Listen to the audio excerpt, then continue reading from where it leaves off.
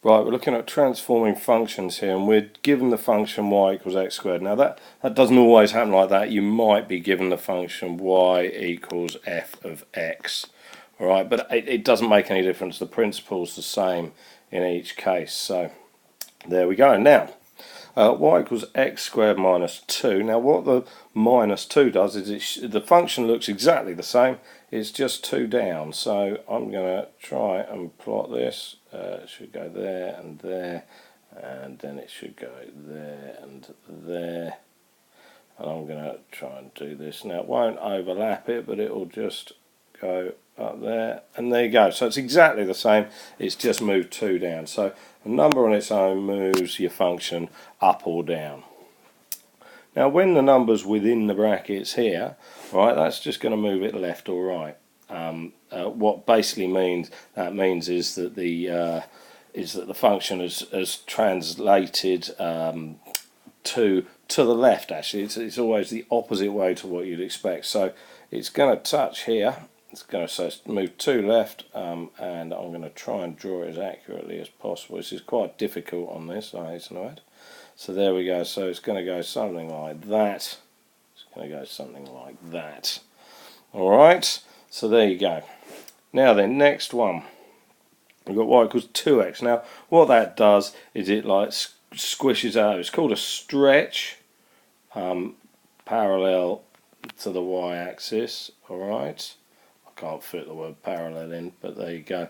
Right, and all that means is that where this point here is 1, 1, that becomes 1, 2, so it's twice as high. So basically it makes it twice as narrow, if you know what I mean. And then this one goes, so where are we? It should go 2, 8, which is there, and minus 2, 8 as well, of course. Now 0, 0.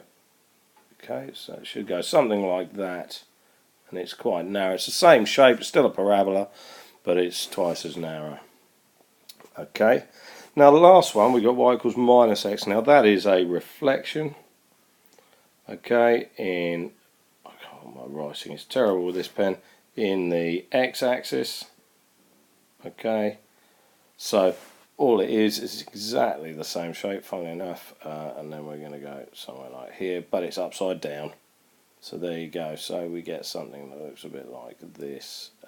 Oops, I put that point in the wrong place, didn't I? It should be over there. There we go, and that point should be there. So I should get something like that. Still a parabola, but upside down. You probably knew that one. Anyway, so you've got 4 types of transformation there. You've got translation up or down. Okay, that's the number on its own. You've got translation left or right. That's when the number's within the bracket. You've got a stretch parallel with the y-axis. Okay, when it's a whole number, it gets thinner basically, and when it's a fractional number, it's going to be wider. And the other one is reflection when it's negative. It's going to be a reflection in the x-axis. Now, this could have been done as y equals f of x minus 2. This could have been done as f of x plus 2. This could have been done as, and I've got to try and fit it in, 2 f of x, and this could have been done as minus f of x. All right, it's exactly the same thing. The fact that they've given you y equals x squared, all right, is irrelevant really. Exactly the same thing happens.